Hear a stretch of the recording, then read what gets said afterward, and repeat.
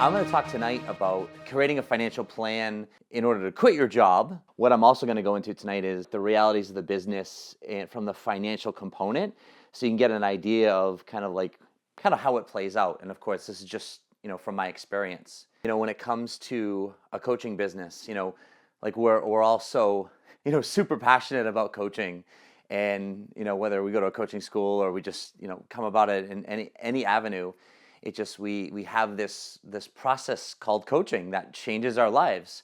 And usually that's what happens is we're going through a transition. We discover coaching, and however we learn about it, it has this vast impact on us. And then it's just like, wow, it's just like this coaching thing rocks. I want to help other people with this. I want to utilize this skill set to help other people. And wherever people are in their job, whether it's something that they love or something that they hate or anywhere in between, they want to make this transition. And I want to do this business full time, and I want to be my own boss, and which is a fantastic thing. So what I want to talk tonight about is in order to make this a reality, there's one component that, after doing it myself, back in 2004, and working with people, especially now, a lot of coaches, the one thing I find that very rarely people have a great grasp on is their finances. And I'll ask, some of my clients, that's one of the first things I'll ask them, in a complimentary session, and they're saying, yeah, I want your help to, help mentor me, and I want to quit my job, or I want to do this full time. And one of the first things I kind of talk a little bit about and, give them some assignments on is, the financial plan. And I give them some things, and I want to kind of go over some of those tonight, because this is a vital component, is the financial piece. And we want to think about this because, people often say, money isn't everything. And, I'm doing this because I love it. And absolutely, we want to do something that we love and we're passionate about it. But I really want to urge us all to pay attention to money, because while money isn't everything, it pays for the trip, right? So at the end of the day, if we don't have money, it's kind of like not having air, like we need it to survive. We have bills, we have financial responsibilities. So, I'm not going to get into this tonight, but, understanding your relationship with money and your attitude around money is very important. And a lot of people ignore their finances and they don't pay a lot of attention to it. And whatever I talk about tonight, I want to say one disclaimer for what it's worth. I'm not a financial advisor, right? And I'm not going to tell you what to do or what not to do with your money. I'm going to give you some thoughts and advice based on my experiences. So just so you can get a better idea of, and I'll back them up with why I'm saying them, because of my experience and how it's worked with me, and how I've experienced a lot of other entrepreneurs in the coaching industry and not. But ultimately, you have to decide what's going to work for you. And the first thing we'll look into is just how well do you know your finances? So if you're thinking about saying, okay, I want to do this coaching thing full time, right? You've got to look at the most simplest thing. And a lot of what I'll talk about tonight is not necessarily like, oh my God, wow, Jeff, you're blowing my mind with this, new stuff. But it's important that we look at it. So very basically, let's look at just the black and whites. You've got to know what your monthly responsibilities are from a financial standpoint. So I'll just use the number $5,000 a month. So if you take up, what are your financial obligations? Your mortgage, your rent, whatever it is. If you have a car payment, loans, bills, electricity, utilities, phone, internet, just anything that you are paying for regularly, any subscription things, Netflix or whatever recurring monthly responsibilities, like you want to know right off the bat what that is, all right? If you don't know what that is every month, you need to know like as exactly as possible. There shouldn't be much variance in that. So the first thing I'd ask you to look at is okay, what are those things? And you might have a general idea, but when you're an entrepreneur, especially when you're an entrepreneur or becoming an entrepreneur, you need to know what your financial responsibilities are. Because the thing about entrepreneurship that's different from a job is when you have a job, typically you get paid, every pay period, every 2 weeks, every month, whatever it is, and you get paid the same amount. And your taxes get taken out, and you get paid the same amount every pay period. So in a ideal world, if you are good with your money, you make, let's just say, $5,000 a month in your job, and you have $4,500 in, costs every month. You have $500 positive cash flow, and that's what you have to work with, And the best part is if you fix into your expenses, money that you're saving, etc., or with a job, if you have a 401k that you're contributing to, etc., well, that's even better because now you're already saving money, and you have $500 a month maybe of discretionary income, right?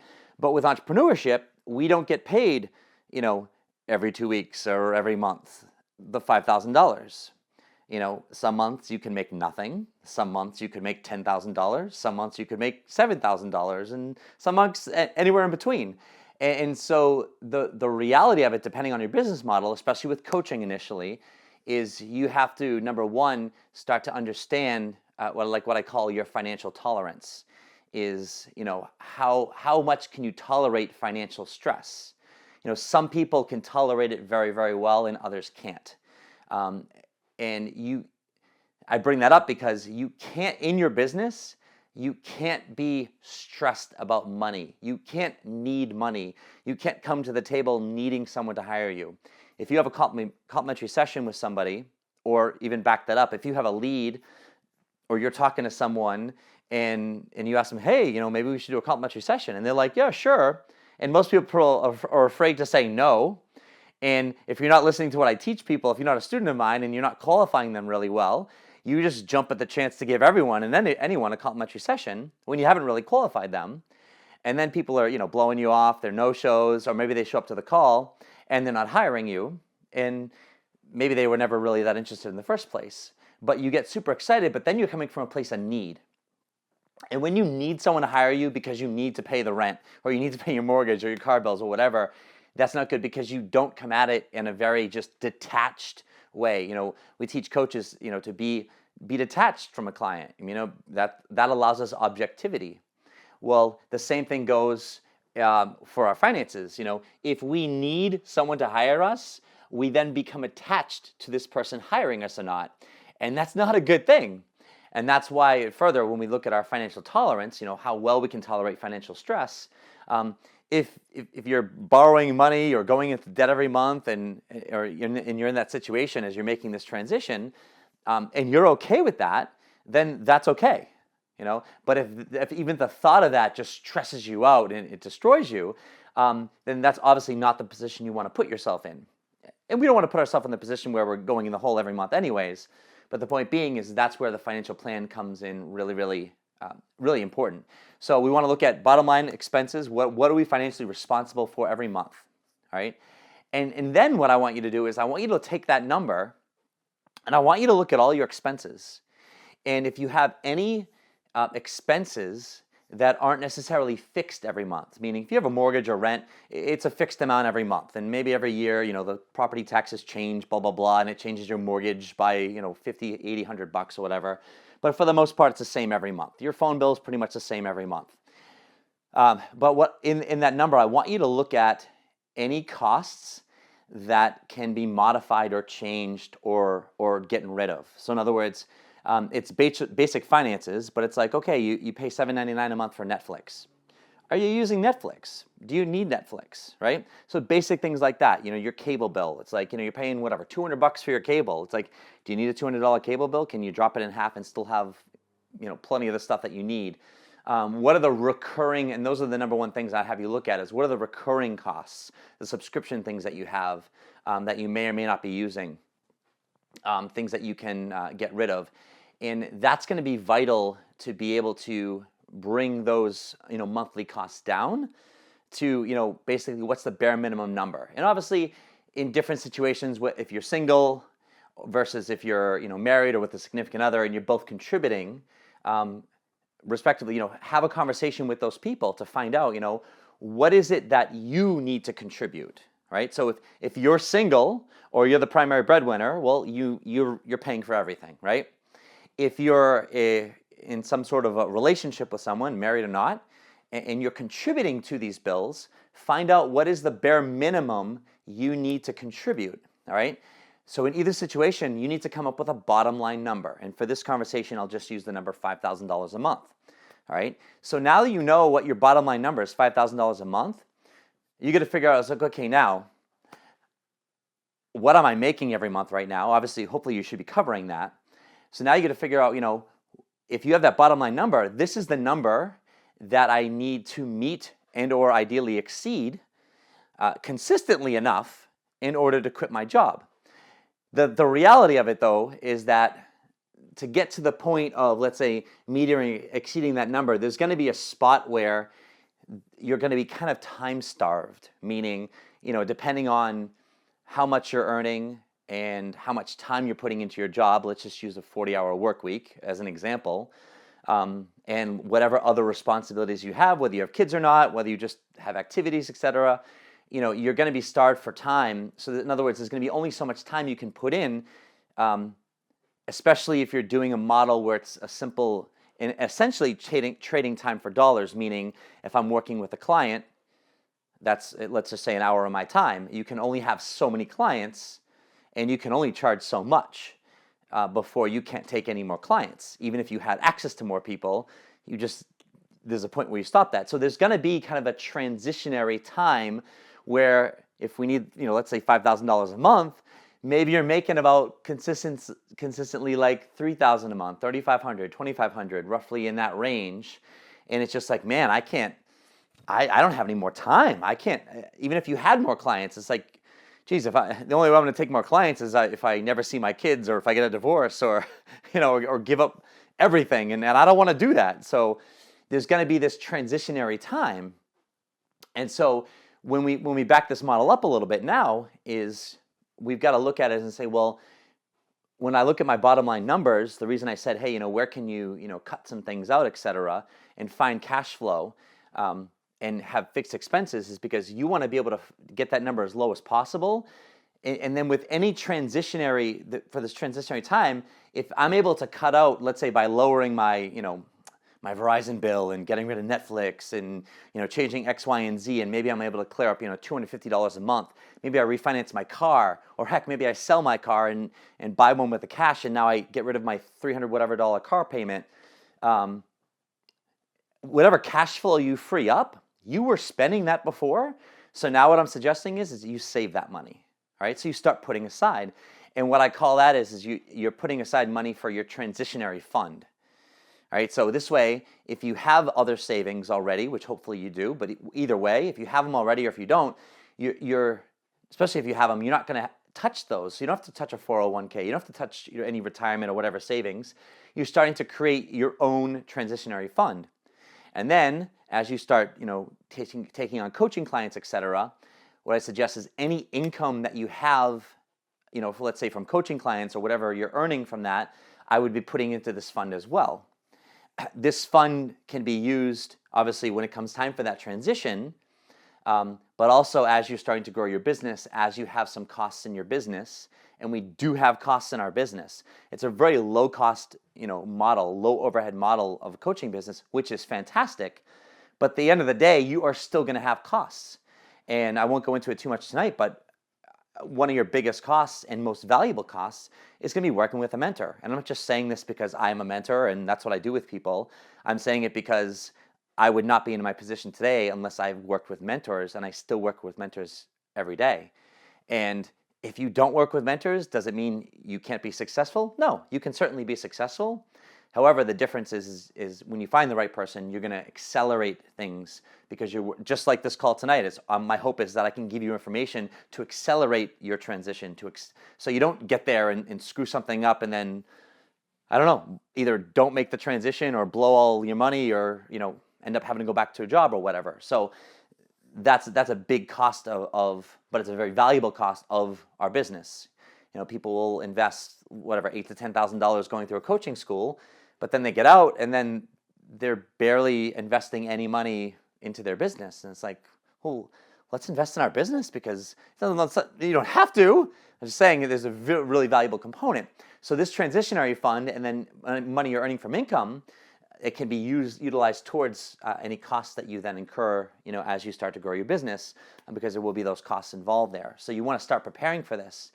And the more you can play with the numbers, that bottom line number of your financial responsibilities, if you're working with other people, like if you have a spouse or things like that, it's like, get that down to what's the minimum that you can contribute. Even if other people are, helping support you, or depending on your situation, it's like, heck, how bad do you want it? Can you sell your car? Can you get rid of a car payment? Can you, move in with somebody? Obviously, if you have a family, that's probably not an option, but can you rent out a basement or you know what I mean? To subsidize some of your income.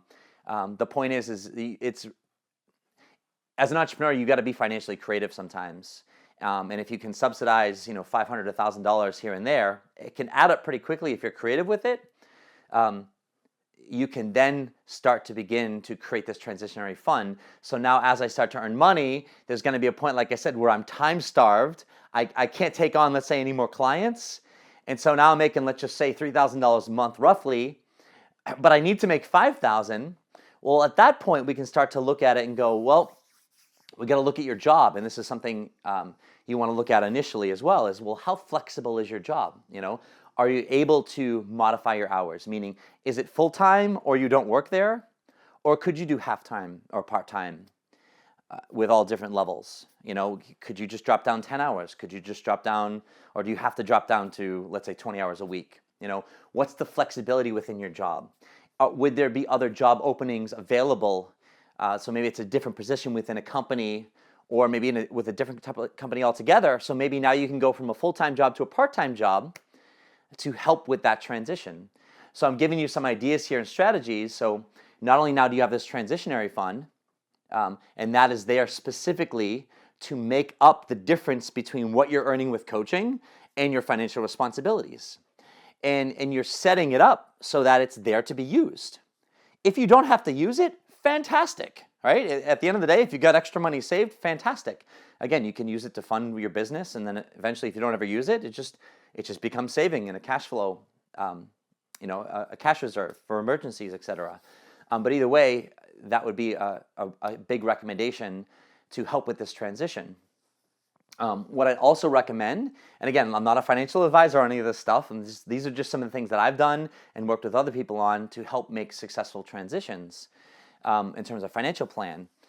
Back in 2008, I believe it was, I was publishing my first book at the time. I was writing it at the time, but I was publishing it, which means I was beginning to start funding the book and getting the copies ready, and I was rebranding myself and blah, blah, blah. And I was earning good money at the time, but I was putting out a lot of money in terms of, writing my book, publishing it. I was working heavily with my mentor at the time.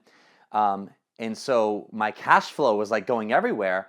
And also, like I said, your monthly income is really rarely ever a fixed X amount of dollars a month with entrepreneurship. Whether you get new clients or clients renew, or you're doing workshops and you're selling things, etc., it goes up and down every month. So with that being said, is one of the things that I opened is I did a line of credit. And the line of credit, it was a $25,000 line of credit. I still have it today. And it was at 5.5 interest, actually 5.25% interest back then, and now it's up to 5.5. And I only pay on it when I draw money out of it. But I will tell you, whether you have something like that, maybe you have a home equity loan where line of credit where you're only paying on something when you draw the money out type of thing, then hopefully you can pay it off sooner than later, so you're not paying much interest. Even though the interest is deductible in terms, especially if you're using it for your business. Again, you obviously want to talk to your CPA about what's deductible and what's not. But with that being said, I will say that line of credit, to this day, I still use that line of credit. And I haven't looked at it recently, but since 2008, so what's that? 8 years? In that 8 years, I've probably drawn out and put back, and I know it has it on there, but probably close to like $500,000 or more. And what that means is that I would borrow money and then I would pay it back. I'd borrow money, then I'd pay it back. I'd borrow money, then I'd pay it back. And I've used that countless months to cover expenses because I had monies going different spots, and I had a big month and then I'd have a small month, or vice versa. And so that was kind of like, it was like part of my safety net. And I'd put money in, I'd put money out, and it would save me. And what it does is it helped me with my financial tolerance. I used that before, is when I had that equity line, it was kind of like, I feel a little bit better, because then I was doing it enough where I knew, if I had a really small month, I knew what was coming up, and I'd have, let's say, a bigger month coming up. But you can't ever predict those things. But I did it enough where I had trusted enough that I would know that, okay, in the end, I've averaged out to about X amount of $1,000 a month. And that's just where my business was at. So I had an expectation. So I trusted on that. But the line of credit gave me just peace of mind to know that, okay, if I'm $5,000 short this month for whatever reason, I can just write a check out of that, boom, pay whatever I need to pay, and the next month I earn it, I put it right back in, pay it off, and I'm good.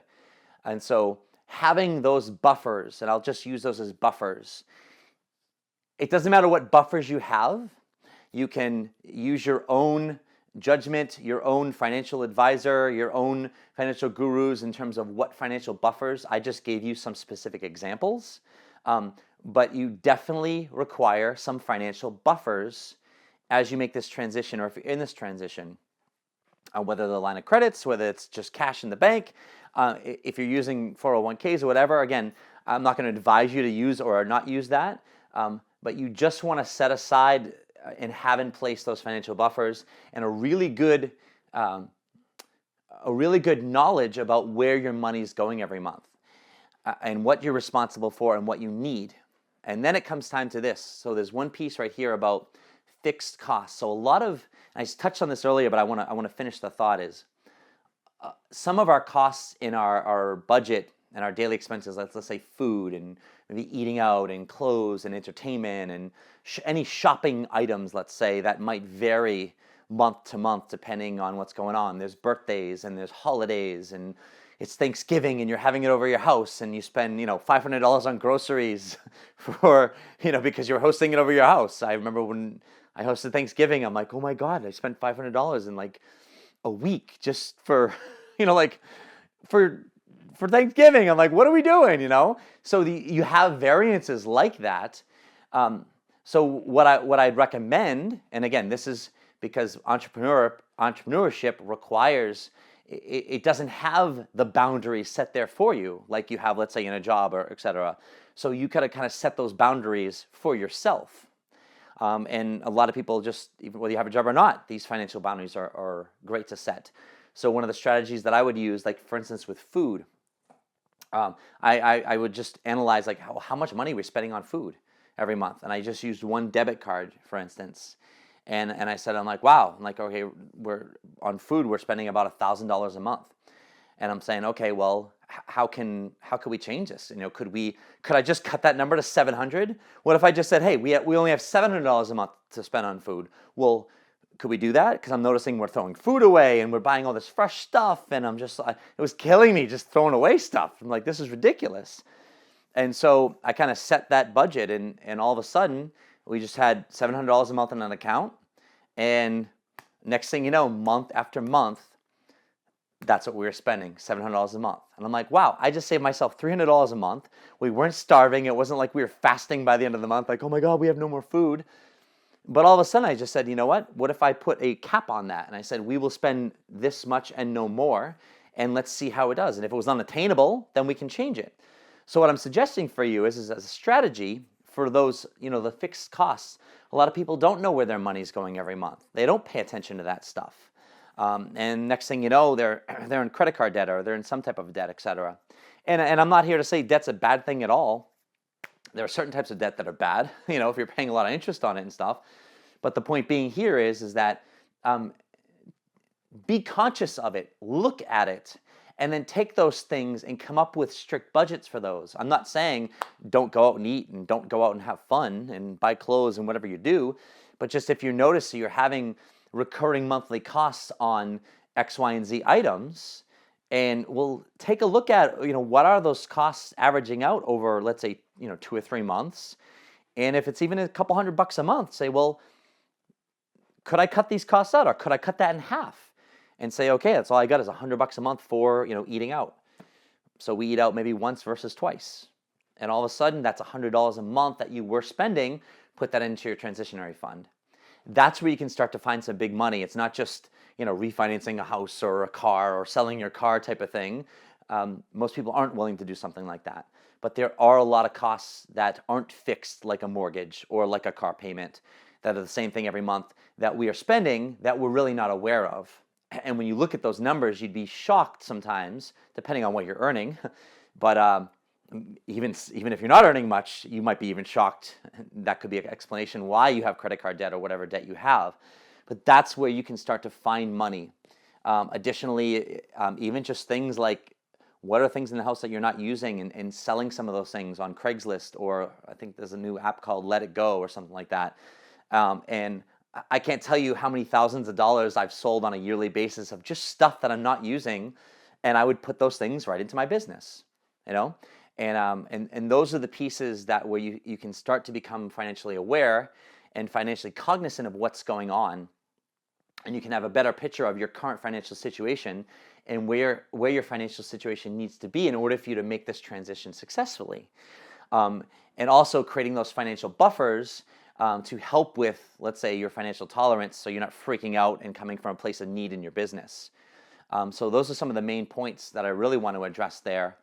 And let me just talk a little bit about kind of, as you start off with this business, and I talk about this in a lot of my education about, you heard me say before, if you're a student of mine, okay, when you're starting off as a coach, you got to build an audience. That's your number one objective, is building an audience of people that, are benefiting from your education, like the people on the call or who are going to listen to this recording.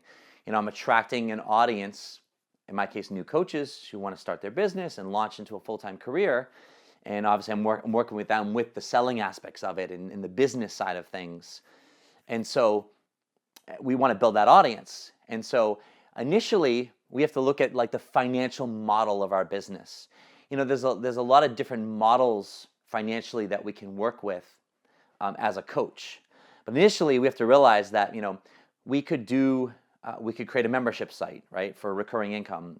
We can create a product. We can write a book. We could do an ebook. We can do any type of virtual, downloadable, and or physical product that we can sell at events or sell online, etc. But no matter what you're doing for products or services, initially, if you don't have an audience, you're not selling it to anyone, right? No one's buying it.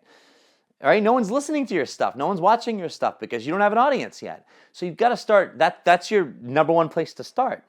And so with that being said, the typical path of at least starting up is, your income initially as a coach is going to come from coaching clients.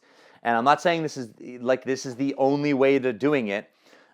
This is the way I've done it. And I know this is the way that the average coach does this. And it's a great way of doing things. I just want to kind of elaborate on the basic strategy of it and how we can get to the other pieces of how we can monetize our business. In other words, how else can we make money besides just coaching clients, right? Because that's the ultimate piece of our business, is saying, yeah, we can just sell coaching, and that's fantastic, but it's nice to have other ways we can create income from our business. So initially, as we're building the audience, the initial strategy is again, finding a niche, that one message for that one audience. And again, get some information on that on other calls, but we localize on that so we can find where those people are. We can speak to them. Our message resonates with them because it's specific and it's valuable and it's relevant to them. They benefit from it, and then you cultivate the relationships. And as you start to cultivate the relationships with the free stuff you do, this is marketing. Tonight, this call, it's marketing, right? It's education-based marketing. This is how we do our business as coaches. Those of you in my private Facebook group, it's education-based marketing. I'm doing a visibility challenge, creating videos. A lot of you on the call are on that, or people listening to this recording, and you see me in that group, and you see me interacting with people, and you see me communicating with people, and that's marketing, right? But I'm just helping people, and I'm educating them. I'm giving them tips. I'm challenging them. I'm creating a platform where they can come, and I'm helping people. And so, but as we do that, like that's 80% of our work as a coach is as we attract the people, we get to know them when we cultivate these relationships with zero attachment to where they'll go. Of course, we'd love to have them hire you, right? We'd love to have them hire you. We'd love to work with them, but you got to do it with, a detached sense. It's like, I'm just purely here to help you. And then, of course, if there's a need and things like that, yeah, definitely let's talk about it. Hey, of course, hire me as your mentor coach. Absolutely. I'm not going to get there unless I start to see a need and we cultivate a relationship. But the point I'm going into is this is how we grow our business. So that's where we're going to start, if you will, farming our clients from. In other words, that's where we're going to get our clients from is as we interact with these people. That's where you're going to start getting your income from, is from those coaching clients. And you're going to start to learn as you're going through. I like to call this, and I work with, when I mentor with people, this is what I start helping them with, is not only identifying their niche, but then we look at it and we say, we got to come up with a marketing engine, right? In other words, something that you're doing, either physically doing on let's say a daily or at least a consistent basis, weekly, daily basis, that you're actually doing, and or something that's running automatically, let's just say like a Facebook ad, right? That's generating leads. So right now I'm generating leads from a Facebook ad for one of my free offers, the Ultimate Startup Guide for New Coaches. And routinely every day, since maybe November of early last year, I'm getting 5 to 8 new coaches, opting into that free offer. And I'm running a Facebook ad for that. And from that, I'm getting people in my group. I'm getting people on my email list that I'm cultivating, and I'm building relationships with those people. From that, I've gotten clients out of it, so forth and so on.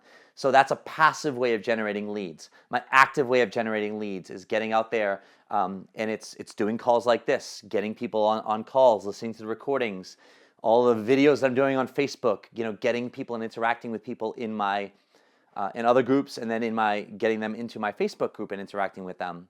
So those are active ways that I'm generating, leads and people that I'm, beginning to develop relationships with.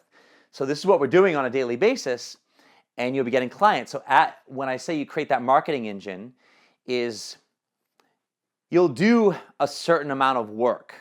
You'll post something, or you'll have a call, or maybe you do an event, or whatever it is, like something like that, and you'll draw a certain number of people.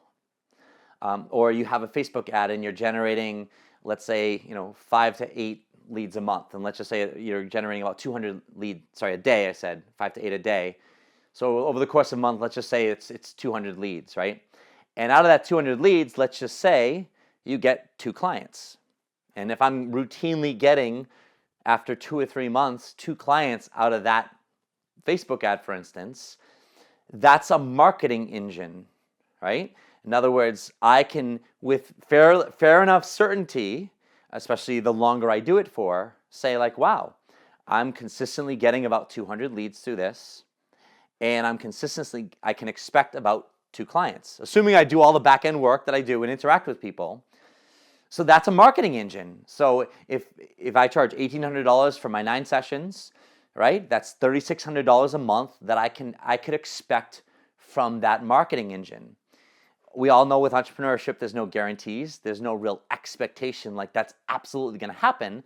But with a fair enough certainty, that's what I could expect from that, as you could see, right? So now let me go back to the other model I was saying of, okay, if I need $5,000 a month, for my expenses, and I'm doing this, let's say lead generation, just let's say through a Facebook ad, which is these are real numbers that I'm giving you, by the way. This is what I'm doing in my business with the Facebook ad. And I'm earning, let's say, $3,600 a month from these leads that are generating into clients.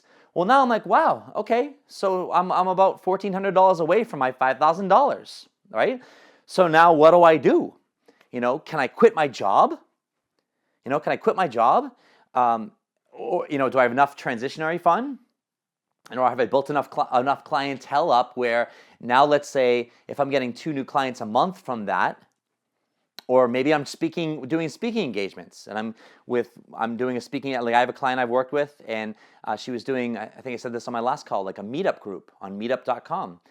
It was called Coaching and Cocktails. And she would have it once a month at a local restaurant. And she's been doing it for over a year now. And she's routinely getting 10 to 12 new people signing up and showing up each month. And from that, she was generating 1 to 2 clients a month, based off of like 3 or 4 complimentary sessions. That's a marketing engine. She's had those numbers over the course of a year. So she can expect at this point, 1 to 2 clients a month and 10 people in her group, right? So, but then the next number is to say, okay, now that I'm getting, let's just say, a couple clients a month from this, well, how long does an average client stay with me for? So all you do is just keep track of sessions, right? So you can say, wow, an average client stays with me for, two rounds of sessions. So if I'm doing a session of 9 package, they'll stay with me for 18 sessions. How much is an average client worth to you? An average client for me over the course, what I've realized is an average client is worth about $5,000 to $6,000, meaning that's how much someone will invest with me on average, over the course of the relationship.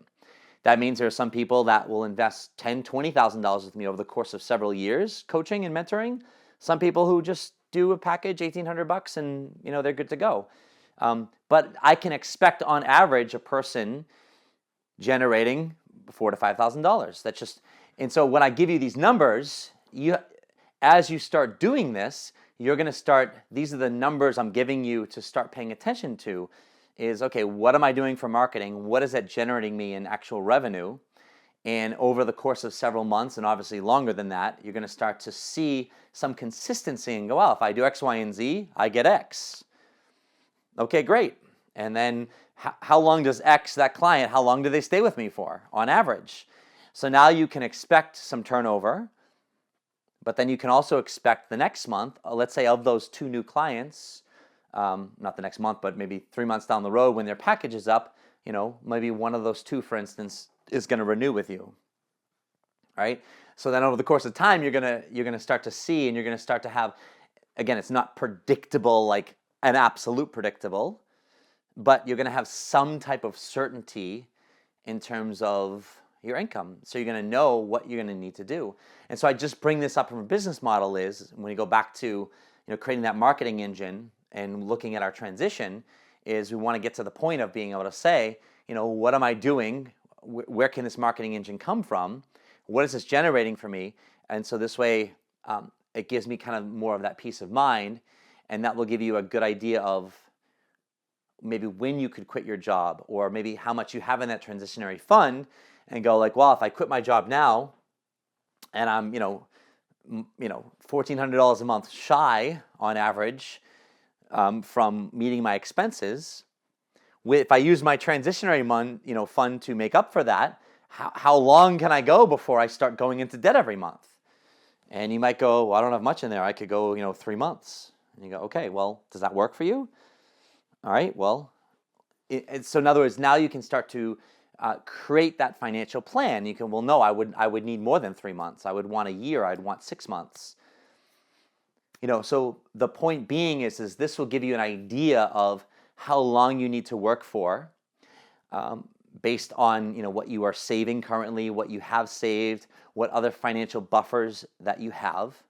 And the biggest piece about it all is, what it comes down to is your belief in yourself and what you're doing and your ability to earn money.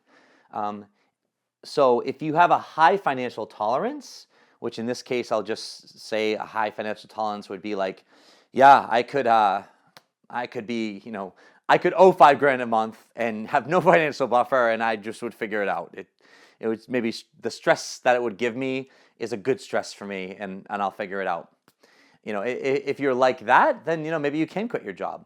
But if you're not like that, is like you want to start to look at your job as something that is okay. This is something that is providing for me, and now that you have a plan in place, utilize that job.